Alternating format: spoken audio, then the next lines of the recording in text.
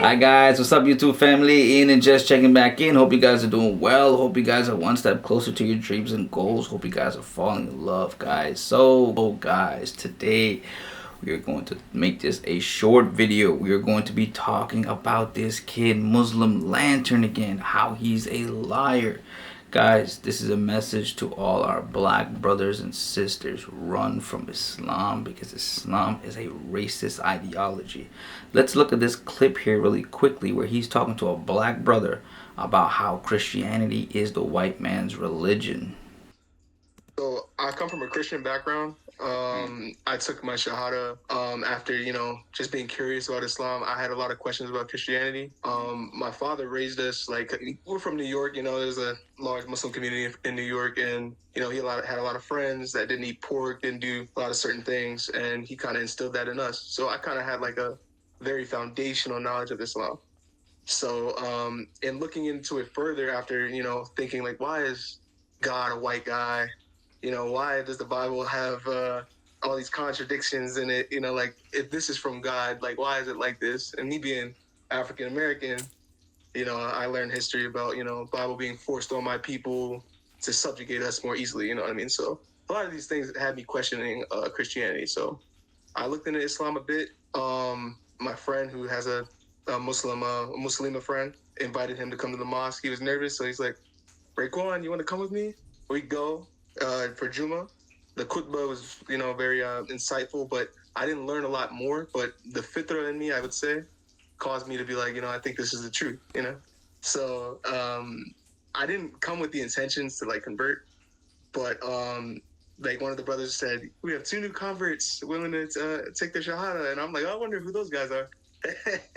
So I ended up taking it, and I've been learning more and more as time goes by, and the more I learn, alhamdulillah, it's like revealed to me, like, this is the truth. I can't find anything that makes me think that this may not be the truth. However, recently I came across something.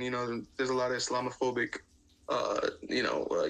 YouTubers and stuff. It doesn't shake my faith because there are things that are just like, oh, what about this, and it's not like, does that break the religion? Does that make it not true? You know what I mean? But say, for instance, this one thing that I came across that I asked my imam about, but I wasn't really satisfied with the answer, so that's why I'm here.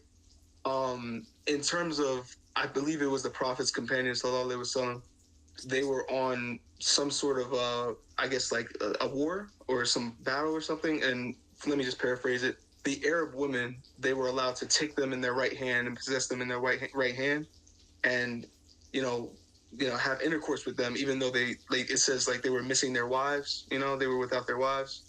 But my question is, like, zina is forbidden, would that not be considered zina? Like, why? Like, Okay.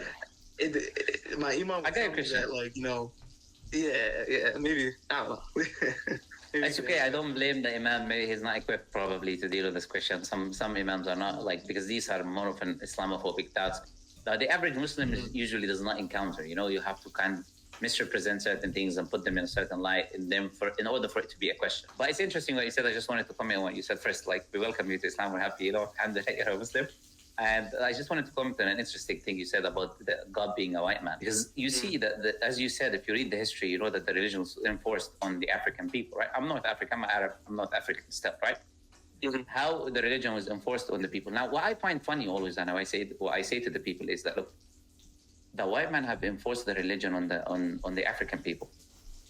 Now the white man himself left the religion, and you have the African people defending a religion that the white man left, that was enforced on them.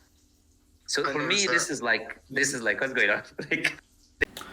So guys, as you can clearly see here, the Muslim Lantern has pushed this agenda, and a lot of African Americans or a lot of African brothers and sisters that are living in different parts of the world who have committed their life to Islam do not know that Islam was pushed on them. Let's say the first thing though. He claimed that the white man, aka European colonization during the 16th, 17th, 18th, 19th century, right? How the Portuguese and all these other people would come and force Christianity on quote unquote black people. and how he's sad when he sees, and he probably wants to say it's laughable too, but he doesn't want to because he's trying to not get censored by YouTube. But basically, he finds it odd and strange that black people are going to defend Christianity when at the end of the day the white man forced that religion on them, and then the white man left, and now black people are defending Christianity. Let's get something straight really quickly here, guys. Let's get something straight.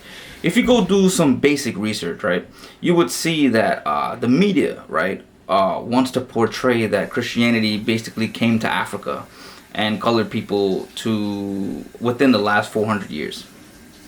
Now this is funny, guys. This is funny because if we pay attention, we know that Saint Mark in around 40 to 42 AD established the first Coptic church in Egypt, right? And we know that Alexandria, the famous city created by Alexander the Great, was this center of intellectualism, of philosophy and religion. It is a key historical grounds, not just alone for Greek thought and heritage, but at this and the Greek dynasty, but it is nonetheless a very historical and a significant place for Christian history and Christian church fathers, right? And this whole development of Christian thought. So guys, Tertullian would come down from Alexandria into Egypt and then come all the way down into Ethiopia, which would be called Abyssinia a long time ago, right? We know that the spread of Christianity in Africa had heritage and a lineage from the 1st century, guys, of the start of Christianity. Not too long after Jesus Christ had been crucified, Christianity had been spreading like wildfire because the saints and the evangelists were doing God's work by spreading the message. So this idea that 1600 years later, after the death of Jesus Christ, that Christianity was spread through slavery and means of colonialism is a lie. The Muslim Lantern, just like his prophet, his piss drinking prophet, lies, and it saddens me and angers me that people are on his live saying, oh yeah, that makes sense, when it is hogwash, guys. This is why we tried to go talk to this kid and wait in his lobby, because he's a liar. He's always lying, and people are so gullible. No one looks at history.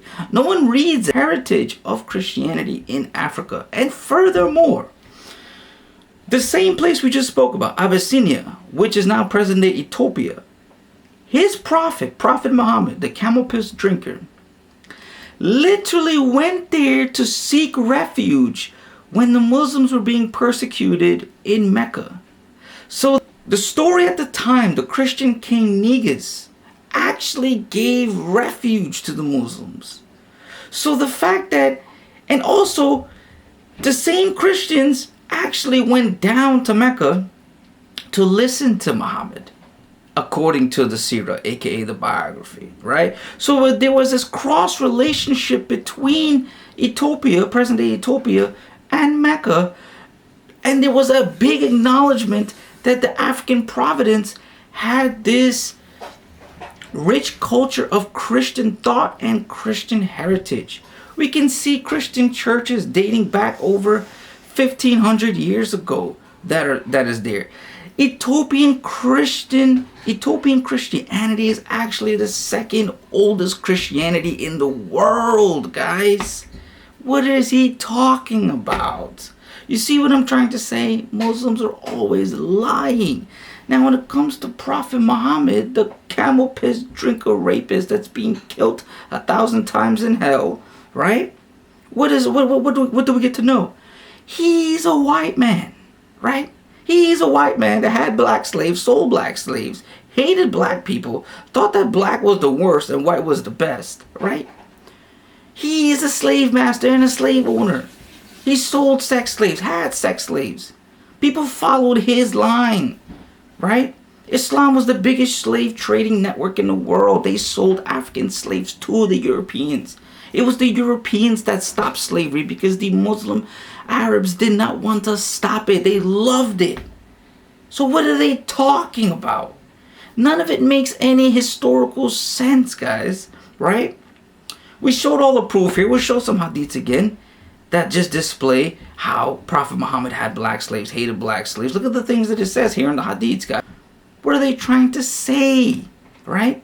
I told you guys this in a previous video, that the media has been corrupted. We all know the media has been corrupted forever, but the media has been corrupted to portray this idea that white people enslaved colored people and that white people are the problem, when the reality of it is that the Arabs colonized more of the world and had more slaves than anyone and hated black people.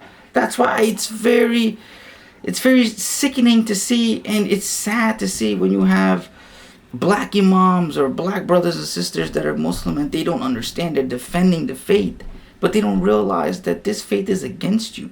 Jesus Christ loved everyone. Everyone is God's creation. There is no such thing as racism in Christianity. Everyone is loved, right? That's the beauty of it. Jesus Christ is here for everyone. That's the whole idea of preaching to the Gentiles, right? Which is everyone, all of God's children, right? So it's like when they put this notion that Christianity is the white man's religion, by whose standards? By what definition? But by what historical context are you making this claim, right? It doesn't matter what color Jesus Christ was. You know, it doesn't matter what he looked like. What matters is that the message was for everyone, and he didn't do anything that this monster did in history. That is why he's the greatest, most virtuous being to ever exist. Pure, highest moral standards to ever exist, right? And when you call him God in the flesh, people have a problem with that. But yet they'll worship Muhammad, who did all these things. Raped kids, married a kid, raped people, killed hundreds of Jews, killed everybody, etc., guys. And I won't even be redundant here. But come on, guys. Come on, guys. Islam is a white man's religion, right? And this has nothing to do with white and black, right? We're supposed to all love each other. There's no such thing as color. We're all different and unique. We all have different cultures, and that's the best part, because we can bring that together to learn and benefit off of each other's culture, right? We can, like, it's common sense, guys, right? That's the beauty of life, right?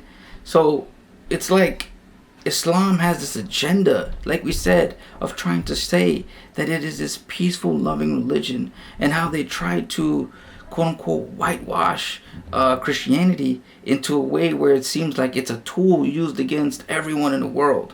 They'll make fun of Indian people. Oh, yeah, you can't be a Christian. You're supposed to be a Hindu. The white man forced it on you. Oh, yeah, you're black. No, you can't be a Christian. The white man forced it on you. Right? Who is this white man? Yes, guys, we know the British did horrible things. That's the past. We're not saying that there weren't atrocities committed. But at the source of it, the British were not the ones that forced Christianity on anyone.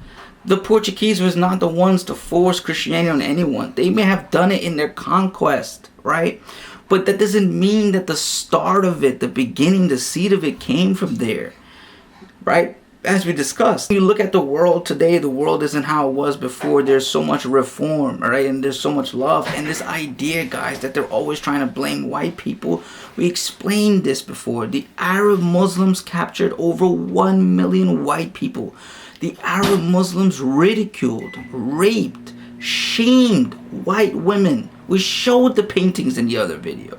We showed the paintings. We explained this. So what are they talking about, guys? But he'll never bring this up. He'll never bring this up. And it's sad, guys, when people go around thinking and saying these things, right? Without having knowledge of it. But things sound sweet, right? It's like feeding them sugar when they're on his live stream, or anyone like him. Right? They're feeding sugar to people to make them say the Shahada and convert to Islam and say that how Islam's this, guys. Hopefully this short video had you guys thinking. You could say, guys, please share, like, subscribe, turn on your notifications. The algorithms do not like to show these things, like our previous video too. Please like, share, subscribe, show this to people, the darkness of Islam, how they do not care about women. They glorify rape and all these type of things like that. But guys, hope you enjoyed the video. Until next time. Bye guys. Bye guys.